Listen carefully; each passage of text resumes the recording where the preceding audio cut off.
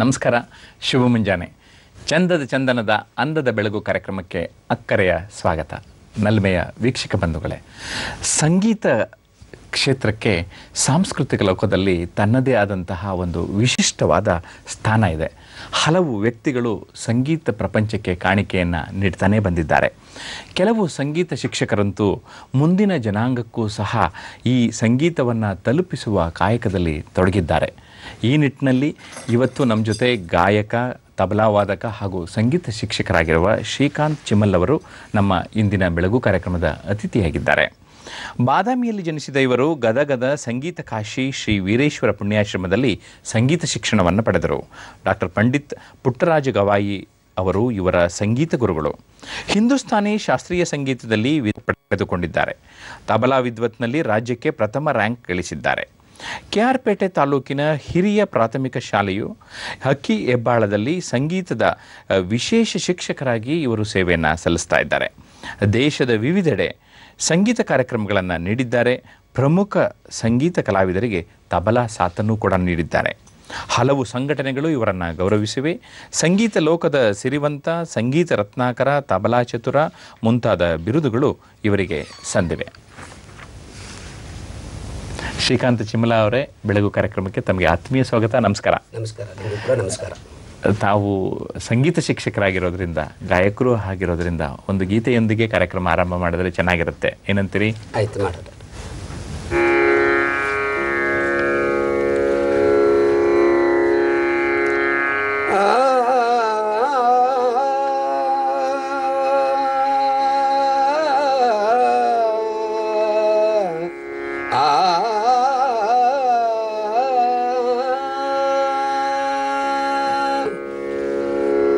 ವಂದಿಸುವೆ ಗುರುವಿಗೆ ವಂದಿಸುವೆ, ಸುಜ್ಞಾನ ಮೂರ್ತಿಗೆ ವಂದಿಸುವೆ. ವಂದಿಸುವೆ ಗುರುವಿಗೆ ವಂದಿಸುವೆ, ಸುಜ್ಞಾನ ಮೂರ್ತಿಗೆ ವಂದಿಸುವೆ. ಸುಜ್ಞಾನ ಮೂರ್ತಿಗೆ ವಂದಿಸುವೆ, ಜ್ಞಾನದ ಮೂರ್ತಿಗೆ ವಂದಿಸುವೆ. ಜ್ಞಾನದ ಮೂರ್ತಿಗೆ ವಂದಿಸುವೆ, ವಿಜ್ಞಾನ ಕಲಿಕೆಗೆ ವಂದಿಸುವೆ. ವಿಜ್ಞಾನ ಕಲಿಕೆಗೆ ವಂದಿಸುವೆ. ವಂದಿಸುವೆ ಗುರುವಿಗೆ ವಂದಿಸುವೆ, ಸುಜ್ಞಾನ ಮೂರ್ತಿಗೆ ವಂದಿಸುವೆ.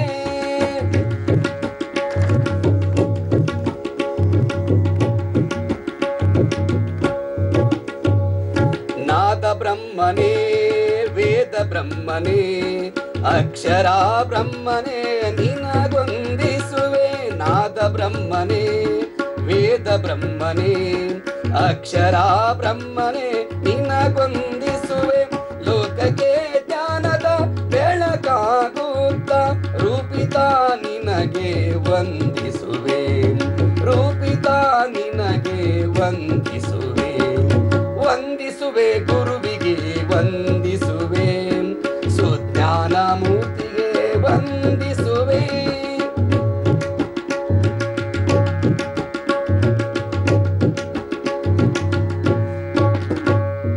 ಮಕ್ಕಳ ಬಾಳಿಗೆ ಅಕ್ಷರ ಬಿತ್ತಿದ ದೇವರೆಂದರೆ ಗುರುವೃಂದವು.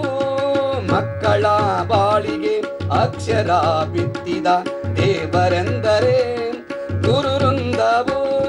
ಪ್ರಜೆ ಸತ್ಪ್ರಜೆ ದೇಶ ವಿಶ್ವಕ್ಕೆ ಅಕ್ಷರ ಕಲಿಸಿದ ದೇವವೃಂದವು. ಅಕ್ಷರ ಕಲಿಸಿದ ದೇವವೃಂದವು. ವಂದಿಸುವೆ ಗುರುವಿಗೆ ವಂದಿಸುವೆ, ಸುಜ್ಞಾನ ಮೂರ್ತಿಗೆ ವಂದಿಸುವೆ. ಸುಜ್ಞಾನ ಮೂರ್ತಿಗೆ ವಂದಿಸುವೆ, ಸುಜ್ಞಾನ ಮೂರ್ತಿಗೆ ವಂದಿಸುವೆ. ಶ್ರೀಕಾಂತ್ ಚಿಮ್ಮಲ ಅವರೇ, ಗುರುವಿಗೆ ವಂದಿಸಿ ಕಾರ್ಯಕ್ರಮವನ್ನು ಆರಂಭ ಮಾಡಿದಿರಿ. ಯಾರಿಗೆ ಆಗಲಿ ಆಸಕ್ತಿ ಬರಬೇಕು ಅಂತ ಅಂದರೆ ಏನೋ ಒಂದು ಕಾರಣ ಇರ್ತದೆ. ತಮಗೆ ಆಸಕ್ತಿ ಬರೋದಕ್ಕೆ ಕಾರಣ ಏನು? ಆಸಕ್ತಿ ಬರೋದಂದ್ರೆ ನಾನು 7ನೇ ವಯಸ್ಸಿನಲ್ಲೇ ಸಂಗೀತ ಮತ್ತು ತಬಲಾ ಕಲಿಬೇಕು ಅನ್ನೋ ಆಶೆ ಭಾಳ. ಹಂಗಾಗಿ ನಮ್ಮ ತಾಯಿ ಕೂಡ ರಂಗಭೂಮಿ ಕಲಾವಿದೆ ಮತ್ತು ಸಂಗೀತ ಕಲಾವಿದೆ. ಹಾಗಾಗಿ ಇದು ರಕ್ತ ಪರಂಪರೆಗತ ಬಂದಿದೆ ನನಗೆ ಸಂಗೀತ ಕಲೀಲಿಕ್ಕೆ. ಹಾಗಾಗಿ ನಮ್ಮ ತಾಯಿಯವರು ಗದುಗಿನ ವೀರೇಶ್ವರ ಪುಣ್ಯಾಶ್ರಮದಲ್ಲಿ ಡಾಕ್ಟರ್ ಪಂಡಿತ ಪುಟ್ಟರಾಜ ಗುರುಗಳ ಆಶ್ರಮಕ್ಕೆ 7ನೇ ವಯಸ್ಸಿಗೆ ಅಲ್ಲಿ ಹೋಗಿ ನನಗೆ ಸೇರಿಸಿದರು. ಹಾಗಾಗಿ ನಾನು ಸಂಗೀತದಲ್ಲಿ ಜೂನಿಯರು, ಸೀನಿಯರು, ವಿದ್ವತ್ ಪರೀಕ್ಷೆ ಮಾಡಿಕೊಂಡು, ಹಾಗಾಗಿ ತಬಲಾದಲ್ಲಿ ಜೂನಿಯರ್, ಸೀನಿಯರ್, ವಿದ್ವತ್, ವಿಶಾರದ ಕೂಡ ಪರೀಕ್ಷೆ ಮಾಡಿ ನಾಡಿನಾದ್ಯಂತ ಕಾರ್ಯಕ್ರಮ ಕೊಡ್ತಾ ಬಂದಿದ್ದೇನೆ. ಅಂದ್ರೆ ಈ ಸಂಗೀತ ಶಿಕ್ಷಣ ಪಡೆಯೋದಿದೆಯಲ್ಲ ಅದು ಕೂಡ ಮುಖ್ಯ ಆಗುತ್ತೆ. ಸುಮಾರು ಜನಕ್ಕೆ ಆಸೆ ಇರುತ್ತೆ, ಆಸಕ್ತಿ ಇರುತ್ತೆ, ಆದರೆ ಸಂಗೀತ ಕಲಿಬೇಕು ಅಂದಾಗ ಒಂದು ಒಳ್ಳೆಯ ಶಾಲೆ ಸಿಗೋದು ಮುಖ್ಯ ಆಗ್ತದೆ. ತಮಗೆ ಆ ಶಿಕ್ಷಣ ಎಲ್ಲಿ ಸಿಕ್ತು? ಅದು ಗದುಗಿನ ವೀರೇಶ್ವರ ಪುಣ್ಯಾಶ್ರಮದಲ್ಲಿ. ಅಲ್ಲಿ ಡಾಕ್ಟರ್ ಪಂಡಿತ ಪುಟ್ಟರಾಜ ಗುರುಗಳು, ಹಾಗೆ ನಾನು ಅಲ್ಲಿ ಹೋಗಿ ಅವ್ರ ಪಾದಕ್ಕೆ ಅರ್ಪಣೆ ಮಾಡಿದ್ರು ನಮ್ಮ ತಾಯಿ ಮತ್ತು ನಮ್ಮ ತಂದೆ.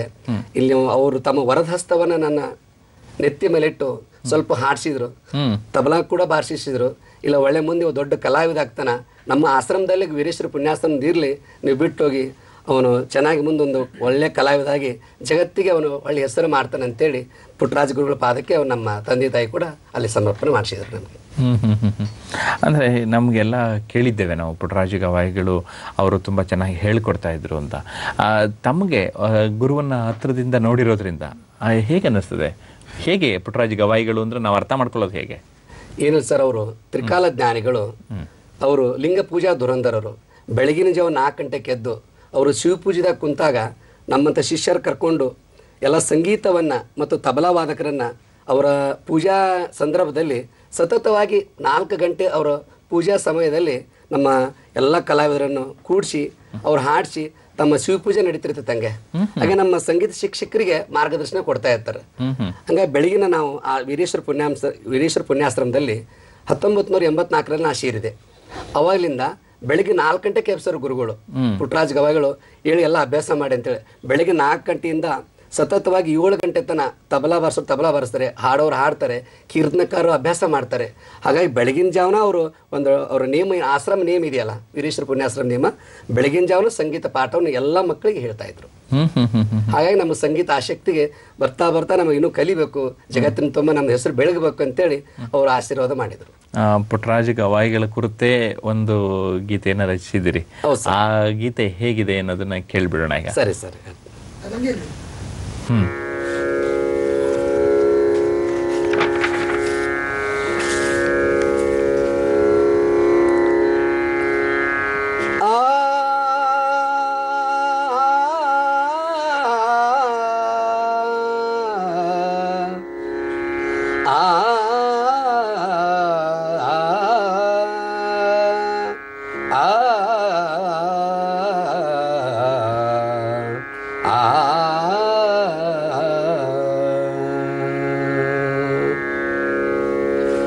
ನಮೋ ನಿಮಗೆ ನಮೋ ನಿಮಗೆ ಪುಟ್ಟರಾಜ ಗುರುವೇ ನಿಮಗೆ, ಉಭಯ ಗಾಯನ ಗುರುವಾಗಿ ಗದುಗಿನಲ್ಲಿ ಐಕ್ಯನಾದ.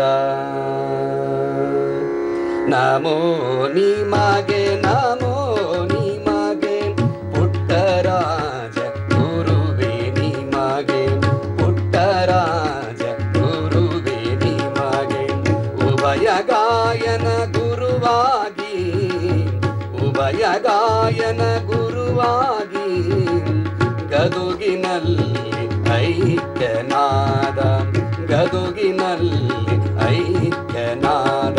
ನಮೋ ನಿಮಗೆ ನಮೋ ನಿಮಗೆ.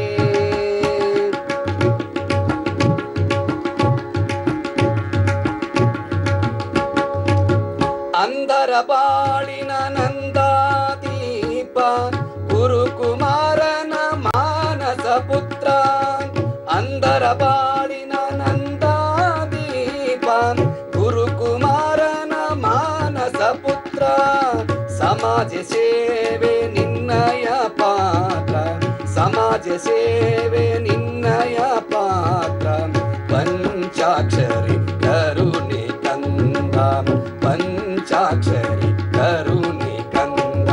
ನಮೋ ನಿಮಗೆ ನಮೋ ನಿಮಗೆ ಪುಟ್ಟರಾಜ ಗುರುವೇ ನಿಮಗೆ.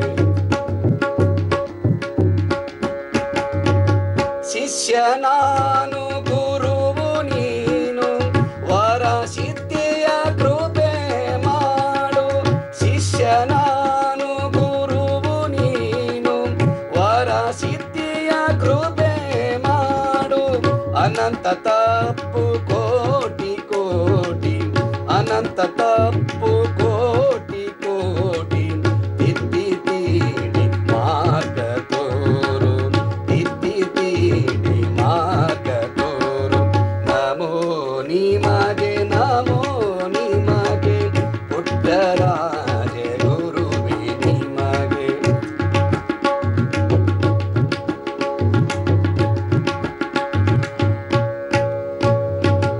ಅನಾಥ ಅಂಗವಿಕಲರನ್ನೆಲ್ಲ ಮಾಡಿಕೊಂಡ ಶಿಷ್ಯರನ್ನ ಅನಾಥ ಅಂಗವಿಕಲರನ್ನೆಲ್ಲ ಮಾಡಿಕೊಂಡ ಶಿಷ್ಯರನ್ನ ಎಲ್ಲೋ ಈತ ನನಗೆ ಎಲ್ಲೋ ಈತ ನನಗೆ ಗಾನದಾನ ನೀಡಿದ ಗಾನದಾನ ನೀಡಿದ ನಮೋ ನಿಮಗೆ ನಮೋ ನಿಮಗೆ ಪುಟ್ಟರಾಜ ಗುರುವೇ ನಿಮಗೆ ಉಭಯ ಗಾಯನ ಗುರುವಾಗಿ ಗದುಗಿನಲ್ಲಿ ಐಕ್ಯನಾದ ಗದುಗಿನಲ್ಲಿ ಐಕ್ಯನಾದ ನಮೋ ನಿಮಗೆ ನಮೋ ನಿಮಗೆ ಪುಟ್ಟರಾಜ ಗುರುವೇ ನಿಮಗೆ ಪುಟ್ಟರಾಜ ಗುರುವೇ ನಿಮಗೆ ಪುಟ್ಟರಾಜ ಗುರುವೇ ನಿಮಗೆ. ಕಾವ್ಯ ಮತ್ತು ಗೀತ ನಮನವನ್ನ ತಾವು ತಮ್ಮ ಗುರುಗಳಿಗೆ ಈ ಗೀತೆಯ ಮೂಲಕ ಮಾಡಿದ್ರೆ, ಅಂದರೆ ಒಬ್ಬ ಗುರು ಒಬ್ಬ ಶಿಕ್ಷಕನ ಮೇಲೆ ಎಷ್ಟು ಪ್ರಭಾವವನ್ನು ಬೀರ್ತಾನೆ ಅನ್ನೋದು ತುಂಬ ಮುಖ್ಯ ಆಗ್ತದಲ್ಲ. ಯಾಕೆ ನೀವು ಹೀಗೆ ಶಿಕ್ಷಕರು ಆಗಿದ್ದೀರಿ ಅಲ್ವಾ? ಈಗ ಒಂದೊಂದು ಹಂತ ಇರ್ತದೆ, ಜೂನಿಯರ್, ಸೀನಿಯರ್, ವಿದ್ವತ್ ಅಂತ. ಈ ವಿವಿಧ ಹಂತಗಳಲ್ಲಿ ಹೇಗೆ ಒಬ್ಬ ಸಂಗೀತ ಕಲಾವಿದ ಮಾಗ್ತಾ ಹೋಗ್ತಾನೆ ತಮ್ಮ ದೃಷ್ಟಿಯಲ್ಲಿ? ತಮ್ಮ ದೃಷ್ಟಿಯಲ್ಲಿ ಅಂದರೆ ಈಗೇನು ಈಗ ಸಂಗೀತ ಪರೀಕ್ಷೆಗಳಿರ್ತಾವ, ಸಂಗೀತ ಪರೀಕ್ಷೆ ಮಾಡ್ಕೊಂತ ಅವ್ರು ಇಂಪ್ರೂವ್ಮೆಂಟ್ ಆಗ್ಬಹುದು. ಈಗ ನೋಡ್ರಿ, ಸಂಗೀತಕ್ಕೆ ಎಷ್ಟು ಒಂದು ಪ್ರಾಧಾನ್ಯತೆ ಅಂದ್ರೆ ಪ್ರತಿಯೊಂದು ಶಾಲೆಯಲ್ಲಿ, ಪ್ರತಿಯೊಂದು ಜಿಲ್ಲೆಯಲ್ಲಿ, ಪ್ರತಿಯೊಂದು ಶಾಲೆಯಲ್ಲಿ ಸಂಗೀತ ಶಿಕ್ಷಕರನ್ನು ತುಂಬ್ಕೋಬೇಕಂತ ಆದೇಶ ಆಗ್ಯದ. ಹಂಗಾಗಿ ನಮ್ಮ ಸರ್ಕಾರ ಕೂಡ ನಮಗೆ ಬಹಳ ಸಂಗೀತ ಶಿಕ್ಷಕ ಬಹಳ ಹೆಲ್ಪ್ ಮಾಡ್ಯಾರ. ಪ್ರತಿಯೊಂದು ಪ್ರಾಥಮಿಕ ಶಾಲೆ ಮತ್ತು ಪ್ರೌಢಶಾಲೆಯಲ್ಲಿ ಕಡ್ಡಾಯವಾಗಿ ಸಂಗೀತ ಶಿಕ್ಷಕ ತುಂಬ್ಕೋಬೇಕಂತೇಳಿ ಆದೇಶ ಬಂದ್ಮೇಲೆ ನಮ್ಮೆಲ್ಲಾ ಸಂಗೀತ ಶಿಕ್ಷಕರಿಗೆ ಬಹಳ ಒಂದು ತುಂಬಾ ಹೆಮ್ಮೆ ಆಗಿದೆ ನಮಗೆ. ನೀವು ಒಂದು ಸಂಗೀತದಲ್ಲಿ ವಿದ್ವತ್ ಮಾಡಿದಾಗ ಆ ಸಂದರ್ಭ ಮತ್ತೆ ಕಲಿಕೆಯ ಹಂತದಲ್ಲಿದ್ದಾಗ, ಜೊತೆಗೆ ನೀವು ತಬಲಾದಲ್ಲೂ ಕೂಡ ವಿದ್ವತ್ ಮಾಡಿದ್ರಿ, ಅದರಲ್ಲಿ ರ್ಯಾಂಕ್ ಕೂಡ ಬಂತು, ಪ್ರಥಮ ರ್ಯಾಂಕು. ಆ ಸಂದರ್ಭಗಳು ಹೇಗಿರ್ತದೆ? ಆ ಸಂದರ್ಭದಲ್ಲಿ ಪುಟ್ಟರಾಜ್ ಗೌಡ ಒಂದ್ಸಲ ಕರೆಸಿದ್ರು, ನೀನು ವಿದ್ವತ್ ಪರೀಕ್ಷೆ ತುಂಬು, ಬಹಳ ಚಲೋ ಆಗ್ತಿದಿ, ಇನ್ನ ಸ್ವಲ್ಪ ಒಟ್ಟು ಫಸ್ಟ್ ಕ್ಲಾಸ್ ಆಗಿ ಬರ್ಬೇಕು, ನಮ್ಮ ವೀರೇಶ್ವರ ಪುಣ್ಯಾಶ್ರಮಕ್ಕೆ ಹೆಸರು ತರ್ಬೇಕಂತೇಳಿ ತಮ್ಮ ವರದ ಹಸ್ತ ನನ್ನ ಹಸ್ತಕ್ಕೆ ಮೇಲೆ ಇಟ್ಟು ಅವರು ಇಲ್ಲ ನೀವು ಚೆನ್ನಾಗಿ ಅಭ್ಯಾಸ ಮಾಡಂತೇಳಿ ಮುಂದಿನ ಒಂದು ವಿದ್ಯಾಭ್ಯಾಸಕ್ಕಾಗಿ ತಬಲಾ ಮಾರ್ಗದರ್ಶನ ಮಾಡಿದವರು ಪಂಡಿತ ರಘುನಾಥ್ ನಾಕೋಡ್ ಅವರು, ರವೀಂದ್ರ ಯಾವಗಲ್ ಅವರು, ಸದಾಶಿವ ಪಾಟೀಲ್ ಕೊಪ್ಪಳ, ಶರಣ್ ಕುಮಾರ್ ಗುತ್ತರ್ಗಿ, ಬಸವರಾಜ ಬೆಂಡಿಗೆ ಅವರವರ ಹತ್ರ ಹೋಗಿ ಕೆಲವೊಂದು ತಬಲಾವನ್ನ ಮುಂದಿನ ಒಂದು ವಿದ್ವತ್ ಪರೀಕ್ಷೆ ಮತ್ತು ವಿಶಾರದ ಪರೀಕ್ಷೆಗೆ ಅಧ್ಯಯನ ಮಾಡಿ ಕರ್ನಾಟಕ ರಾಜ್ಯಕ್ಕೆ ಪ್ರಥಮ ರ್ಯಾಂಕ್ ಪಡುವಂಗೆ ನನಗೆ ಮಾರ್ಗದರ್ಶನ ಈ ಎಲ್ಲ ಕಲಾವಿದರು ತುಂಬ ಹೆಲ್ಪ್ ಮಾಡಿದ್ದಾರೆ. ಅಂದ್ರೆ ಎಲ್ಲ ಒಂದು ಸಾಧನೆ ಮಾಡಿದಾಗ ಅನ್ನಿಸ್ತದೆ ಆಗ ಒಂದು ರ್ಯಾಂಕ್ ಬಂದಾಗ. ಹೌದು ಸರ್, ಹೌದು. ಇನ್ನು ಆಕಾಶವಾಣಿನಲ್ಲಿ ಕೂಡ ಒಂದು ಗ್ರೇಡ್ ಆರ್ಟಿಸ್ಟ್ ಆಗಬೇಕು ಅಂತ ಪ್ರಯತ್ನ ಪಡೋದಿದೆಯಲ್ಲ, ಅದು ಎಲ್ಲ ಕಲಾವಿದರಿಗೂ ಒಂದು ಆಸೆ ಇರ್ತದೆ. ತಾವು ಹೇಗೆ ಪ್ರಯತ್ನ ಪಟ್ರಿ ಆ ಸಂದರ್ಭ? ಏನಿಲ್ಲ, ತಬಲಾ ಕಲ್ಕೊಂತಾನೆ ಒಟ್ಟು ಒಂದು ಅಡಿಷನ್ ಮಾಡಿದೆ ಧಾರವಾಡ ಆಕಾಶವಾಣಿ ಕೇಂದ್ರದಲ್ಲಿ. ಅಲ್ಲೇ ಫಸ್ಟಿಗೆ ಒಂದು ಅಡಿಷನ್ ಮಾಡಿ ಒಂದು ಅಡಿಷನ್ ಕರೆದಾಗ ಫಸ್ಟಿಗೆ ನನಗೊಂದು ಅಲ್ಲಿ ಆದ್ಯತೆ ಬಂತು, ಇಲ್ಲ ನಿಮ್ದು ಆಯ್ಕೆ ಆಗೈತಿ ಅಂತ. ಸಂಗೀತ ಸುಗಮ ಸಂಗೀತದಲ್ಲಿ ಬಿ ಗ್ರೇಡ್ ಆಗಿದ್ರು ಅಂತೇಳಿ ನಮ್ಮ ವೆಂಕಟೇಶ್ ಕುಮಾರ್ ಅವರು, ಡಿ ಕುಮಾರ್ ದಾಸ್ ಅವರು, ಬಾಲಚಂದ್ರ ನಾಕೋಡ್ ಅವರು, ಬಸವರಾಜ್ ಗೋನಾಳ್ ಅವರು, ಇವರೆಲ್ಲ ನಮಗೆ ಸಂಗೀತ ಸಹಕಾರ ಮಾಡಿ ನಮಗೆಲ್ಲ ತುಂಬಾ ಮಾರ್ಗದರ್ಶನ ಮಾಡಿದರು ಸಂಗೀತ ಕಲೀಲಿಕ್ಕೆ, ಸುಗಮ ಸಂಗೀತ ಕಲೀಲಿಕ್ಕೆ. ಹಾಗಾಗಿ ತಬಲಾದಲ್ಲಿ ಬಿ ಹೈ ಗ್ರೇಡ್ ಕೂಡ ನಾವು ಆಶ್ರಮ ಇತಿಹಾಸದೊಳಗ ತಬಲಾದಲ್ಲಿ ಬಿ ಹೈ ಗ್ರೇಡ್ ಪಡೆದವ್ರ ನಾನೊಬ್ಬರು ಮತ್ತು ಹನುಮಂತ್ ಕುಮಾರ್ ಕೊಡ್ಗಾನವರು, ಪಂಡಿತ್ ಪಂಚಾಕ್ಷರಿ ಗವಾಯಿಗಳವರ ಸಂಗೀತ ಮಹಾವಿದ್ಯಾಲಯದಲ್ಲಿ ಹನುಮಂತ್ ಕುಮಾರ್ ಕೊಡ್ಗಾನವರು ಅಂತೇಳಿ ನಮ್ದು ದಿಲ್ಲಿಗೆ ರಿಕಾರ್ಡಿಂಗ್ ಕಳಿಸಿದಾಗ 27 ಜನರೊಳಗೆ ವೀರೇಶ್ವರ ಪುಣ್ಯಾಶ್ರಮದ ಪಂಡಿತ ಡಾಕ್ಟರ್ ಪುಟ್ಟರಾಜ್ ಗವಾಳ ಪರಮ ಶಿಷ್ಯರದ ಆಗೈತೆ ಅಂತೇಳಿ ಇಡೀ ರಾಜ್ಯಾದ್ಯಂತ ಅವರು ತುಂಬಾ ಹೆಮ್ಮೆ ಪಟ್ಟರು ಆಕಾಶವಾಣಿಯವರು.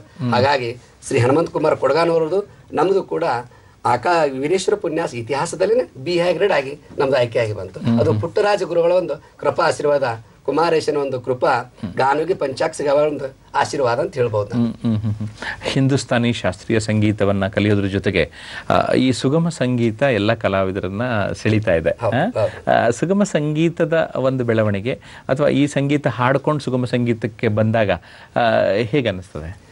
ಶಾಸ್ತ್ರೀಯ ಸಂಗೀತ ಅಂದ್ರೆ ತುಂಬಾ ಅದು ಎಲ್ಲರಿಗೂ ಬೇಕಾದಂತ ಒಂದು ಸಂಗೀತ.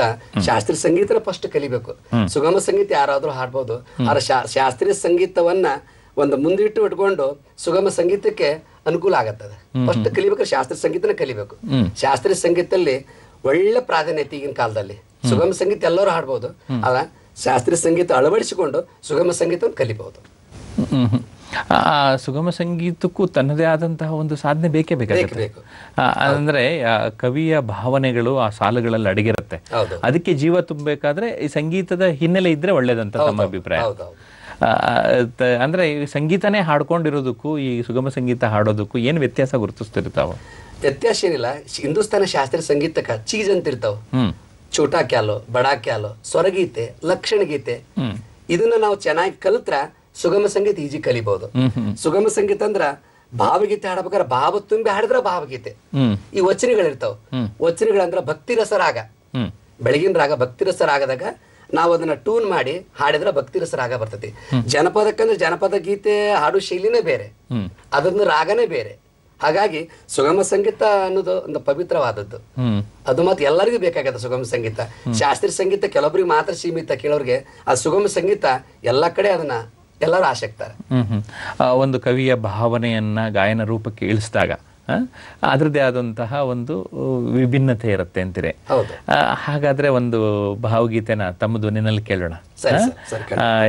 ಒಂದು ಗೀತೆ ಅಮ್ಮ ಎಂಬ ಮಾತಿಗಿಂತ ಡಾಕ್ಟರ್ NS ಲಕ್ಷ್ಮೀನಾರಾಯಣ ಭಟ್ರ ಒಂದು ಕವನಕ್ಕೆ ಹೇಗೆ ತಾವು ಧ್ವನಿ ಕೊಡ್ತೀರಿ ನೋಡೋಣ.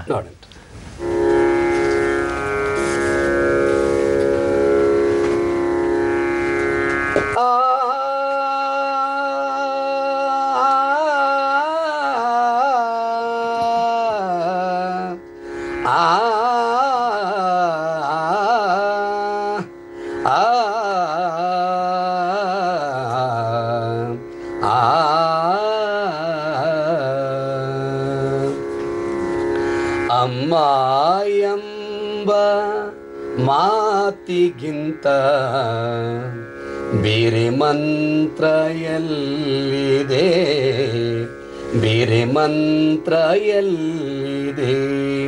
ಅಮ್ಮ ಎಂಬ ಮಾತಿಗಿಂತ ಬೇರೆ ಮಂತ್ರ ಎಲ್ಲಿದೆ, ಬೇರೆ ಮಂತ್ರ ಎಲ್ಲಿದೆ.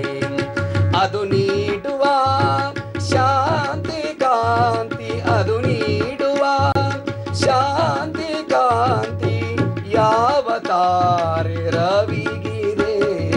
ಅಮ್ಮ ಎಂಬ ಮಾತಿಗಿಂತ ಬೇರೆ ಮಂತ್ರ ಎಲ್ಲಿದೆ, ಬೇರೆ ಮಂತ್ರ ಎಲ್ಲಿದೆ.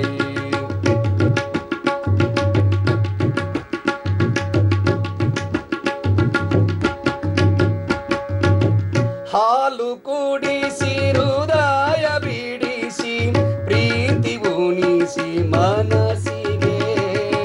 ಹಾಲು ಕುಡಿಸಿ ಹೃದಯ ಬಿಡಿಸಿ ಪ್ರೀತಿ ಉಣಿಸಿ ಮನಸ್ಸಿಗೆ. ಬಾಳತೆದು ಮಕ್ಕಳಿಗೆ ಬೆರೆದಳಲ್ಲ ಕನಸಿಗೆ. ಬಾಳತೆದು ಮಕ್ಕಳಿಗೆ ಬೆರೆದಳಲ್ಲ ಕನಸಿಗೆ. ಅಮ್ಮ ಎಂಬ ಮಾತಿಗಿಂತ ಬೇರೆ ಮಂತ್ರ ಎಲ್ಲಿದೆ, ಬೇರೆ ಮಂತ್ರ ಎಲ್ಲಿದೆ.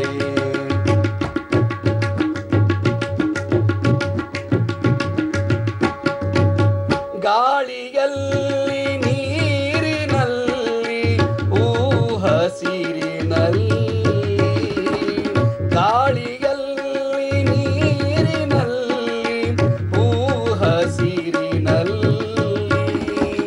ಕಾಣದೇನು ಕಾಯುವ ಬಿಂಬ ತಾನು ಸತ್ಯದಲ್ಲಿ, ತಾನು ಸತ್ಯದಲ್ಲಿ. ಮಾತಿಗಿಂತ ಬೇರೆ ಮಂತ್ರ ಎಲ್ಲಿದೆ, ಬೇರೆ ಮಂತ್ರ ಎಲ್ಲಿದೆ.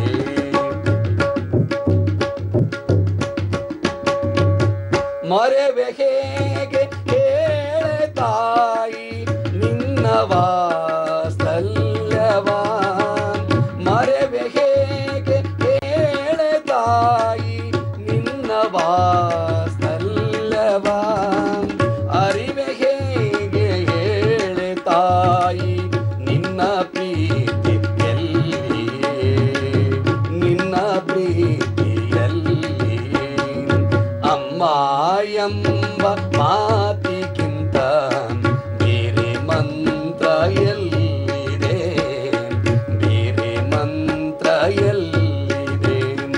ಅದು ನೀಡುವ ಶಾಂತಿ ಕಾಂತಿ, ಅದು ನೀಡುವ ಶಾಂತಿ ಕಾಂತಿ ಯಾವ ತಾರೆ ರವಿಗಿದೆ. ಅಮ್ಮ ಎಂಬ ಮಾತಿಗಿಂತ ಬೇರೆ ಮಂತ್ರ ಎಲ್ಲಿದೆ, ಬೇರೆ ಮಂತ್ರ ಎಲ್ಲಿದೆ, ಬೇರೆ ಮಂತ್ರ ಎಲ್ಲಿದೆ. ಅಮ್ಮನ ಕುರಿತಾಗಿರುವ ಗಾಯನಕ್ಕೆ ಒಳ್ಳೆಯ ಭಾವನೆಯನ್ನು ನೀಡಿದ್ರಿ ಶ್ರೀಕಾಂತ್ ಚಿಮ್ಲ ಅವರೇ. ಕೊಂಚ ವಿರಾಮದ ನಂತರ ನಮ್ಮ ಮಾತುಕತೆಯನ್ನು ಮುಂದುವರಿಸೋಣ. ಆಯ್ತು.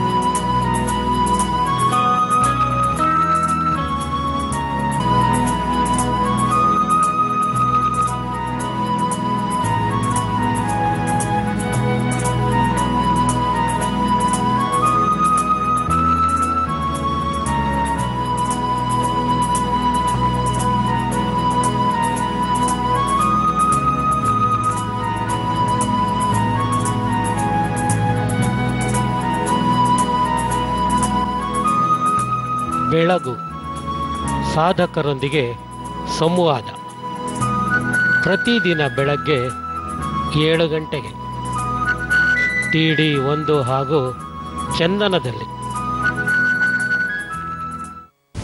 ಶ್ರೀಕಾಂತ ಚಿಮ್ಮಲ್ ಅವರೇ, ತಾವು ಹಾಡೋದ್ರ ಜೊತೆಗೆ ತಬಲದಲ್ಲಿಯೂ ಆಸಕ್ತಿಯನ್ನು ರೂಢಿಸ್ಕೊಂಡ್ರಿ. ಈ ತಬಲದಲ್ಲಿ ಆಸಕ್ತಿ ಮೊದಲು ಬಂತ, ಸಂಗೀತದಲ್ಲಿ ಆಸಕ್ತಿ ಮೊದಲು ಬಂತ ನಿಮಗೆ? ಮೊದಲು ತಬಲದಲ್ಲಿ ಆಸಕ್ತಿ ಬಂತು ಮೊದಲಿಗೆ. ಅದನ್ನ ಇದು ಮಾಡೋದಕ್ಕೆ ನೀವು ಎಲ್ಲಿ ಸಂಗೀತ ಕಲಿತಾ ಇದ್ರಿ ಅಲ್ಲೇನೆ ತಬಲಾನು ಕೂಡ ಅಭ್ಯಾಸ ಮಾಡ್ಲಿಕ್ಕೆ ಆರಂಭ ಮಾಡಿದ್ರಿ. ಅಂದ್ರೆ ಗಾಯಕ ಒಂದು ವಾದ್ಯವನ್ನ ನುಡಿಸೋದಾದ್ರೆ ಹೇಗೆ ಅದು ಸಹಾಯ ಮಾಡುತ್ತೆ ಅದಕ್ಕೆ? ಇನ್ನು ಸಾಯಂತ್ರ ಗಾಯಕರಿಗೆ ತಬಲಾ ಸಾಥಿ ಬೇಕೇ ಬೇಕು. ಹಾಗಾಗಿ ನಾನು ಎರಡು ಕೂಡ ಕಲಿತೆ. ಸಂಗೀತ ಜೊತೆಯಲ್ಲಿನ ತಬಲಾ ಸಾಥಿ ಮಾಡ್ಬೇಕು, ತಬಲಾ ಕಲಿಬೇಕಂತೇಳಿ ಆಸಕ್ತಿ ಆಗ್ಬಿಡ್ತು. ಹಾಗಾಗಿ ತಬಲಾನು ಕೂಡ ನಾನು ನುಡಿಸ್ತಾನ ಬರ್ತಾ ಇದ್ದೆ. ಅದು ಕೂಡ ನನಗೆ ಬಹಳ ಆಸಕ್ತಿ ಬಂತು. ನಿಮ್ಮ ಒಂದು ಕೈ ಚಳಕ ತಬಲಾ ಹೇಗೆ ನುಡಿಸ್ತೀರಿ ಅನ್ನುವಂಥದ್ದು ನಮ್ಮ ವೀಕ್ಷಕರಿಗೆ ತೋರಿಸ್ತೀರಿ? ಸರಿ.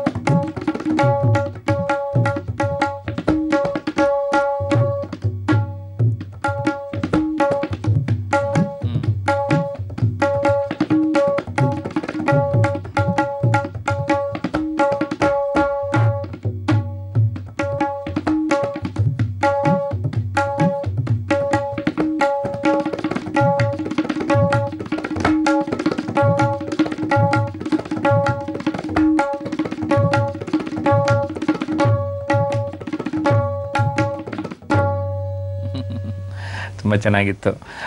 ಎಷ್ಟೋ ಸಾರಿ ಪ್ರಮುಖ ಗಾಯಕರಿದ್ದಾಗ ಈ ವಾದ್ಯ ಸಹಕಾರ ನೀಡೋರದ್ದು ಪಾತ್ರ ಹಿಂದೆನೇ ಸರದಾಗುತ್ತಲ್ಲ, ಈ ಬ್ಯಾಕ್ ಸ್ಟೇಜ್ ಅಂತೀವಲ್ಲ, ಆ ರೀತಿ ಅವ್ರ ಫ್ರಂಟಾಗಿ ನೋಡೋಕ್ಕಿದ್ರು ಆ ಥರ ಸಂದರ್ಭಗಳು ಜಾಸ್ತಿ ಆಗ್ತದಲ್ವಾ? ಏನನ್ಸುತ್ತೆ ತಮಗೆ?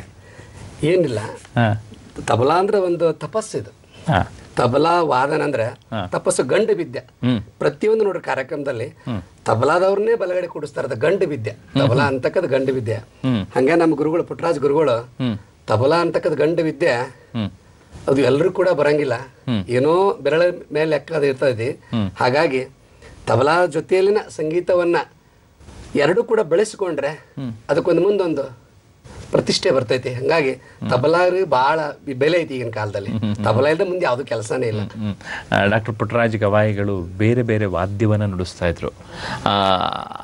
ಎಲ್ಲ ವಾದ್ಯನೂ ನಿಮಗೆ ಯಾಕೆ ನುಡಿಸ್ಬೇಕು ಅಂತ ಅನ್ನಿಸ್ಲಿಲ್ಲ? ಅನ್ನಿಸ್ಲಿಲ್ಲ ಸರ್. ಅದು ನನಗೆ ಈಗ ನೋಡು, ಹಾರ್ಮೋನಿಯಂನು ಬಾರಿಸ್ತೀನಿ, ತಬಲಾ ಕೂಡ ನುಡಿಸ್ತೀನಿ, ಗಾಯನನೂ ಮಾಡ್ತೀನಿ. ಆದ್ರೆ ಅವ್ರ ತರ ನಮ್ಗೆ ಯಾರಿಗೂ ಆಗ ಸಾಧ್ಯ ಇಲ್ಲ. ಪುಟ್ಟರಾಜ್ ಗವಾಯಿಗಳು ಒಂದು ಸಂಗೀತ ಜಗದ್ಗುರುಗಳು. ಅವರ ನುಡಿಸಲಾರದಂತ ವಾದ್ಯ ಯಾವುದೂ ಇಲ್ಲ. ಹಾರ್ಮೋನಿಯಮ್ಮು, ತಬಲಾ, ವೀಣೆ, ಸಿತಾರು, ಆಮೇಲೆ ಜಲತರಂಗ, ಆಮೇಲೆ ಸ್ವರಮಂಡಲ ಎಲ್ಲ ಮಾಡ್ತಿದ್ರು. ಎಲ್ಲ ಪ್ರತಿಯೊಂದು ವಾದ್ಯನೂ ಬಾರಿಸ್ತಿದ್ರು ಅವರು. ಅವ್ರಂಗೆ ಯಾರಿಗೂ ಅವ್ರಂಗೆ ಆಗಕ್ ಸಾಧ್ಯನೇ ಇಲ್ಲ. ಏನೋ ನಮಗೆ ಎಷ್ಟು ಆಸಕ್ತಿ ಇದೆಯಲ್ಲೇ ಅಷ್ಟು ಕಲ್ತು ಮಾತ್ರ ಬಂದಿ ನಾವು, ಅಷ್ಟೇ, ಮತ್ತೇನಿಲ್ಲ.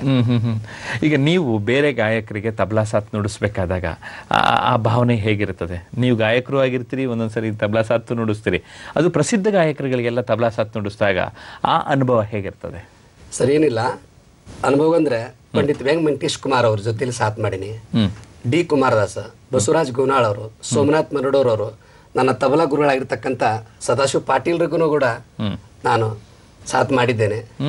ಹಾಗಾಗಿ ನಾಡಿನಾದ್ಯಂತ ಒಳ್ಳೆ ಪ್ರಖ್ಯಾತ ಗಾಯಕರಿಗೆ ಫಕೀರೇಶ್ ಕಣಿವೆ ಅವರು, ಆಮೇಲೆ ಬಾಲೆಖಾನ್ರ ಜೊತೆ, ಆಮೇಲೆ ಶಫೀಕ್ ಖಾನ್ರು, ರಫೀಕ್ ಖಾನ್ರ ಜೊತೆಲಿ ಅದೊಂದು ಅಂತ ಕಲಾವಿದ್ರ ಜೊತೆ ಸಾಥ್ ಮಾಡೋದು ನಮ್ದೊಂದು ಪುಣ್ಯ ಭಾಗ್ಯ ಅನಿಸ್ಬೋದು.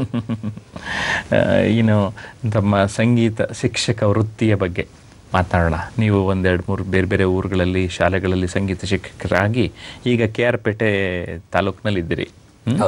ಈ ಸಂಗೀತ ಶಿಕ್ಷಕರಾಗಿ ತಮ್ಗೆ ಹೇಗೆ ಅನ್ನಿಸ್ತಾ ಇದೆ? ಈಗಿನ ವಿದ್ಯಾರ್ಥಿಗಳಲ್ಲಿ ಸಂಗೀತದ ಬಗ್ಗೆ ಆಸಕ್ತಿಯ ಮಟ್ಟ ಹೇಗಿದೆ ಅನ್ನೋದನ್ನು ತಿಳಿಸ್ತೀರಾ?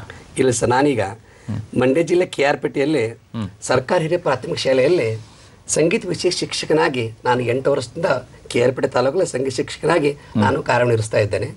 ಮಕ್ಕಳಿಗೆ ಆಸಕ್ತಿ ಅಂದ್ರೆ ಅವರಿಗೆ ಮೊದಲಿಗೆ ಈ ಫಸ್ಟ್ ಸಪ್ತಸ್ವರಗಳನ್ನ ಪರಿಚಯ ಮಾಡಿಸಿ ಸರಳಿಗಳನ್ನ ಫೌಂಡೇಶನ್ ಬುನಾದಿ ಹಾಕಿ ಅವರಿಗೆ ಒಂದು ದೇಶಭಕ್ತಿ ಗೀತೆ,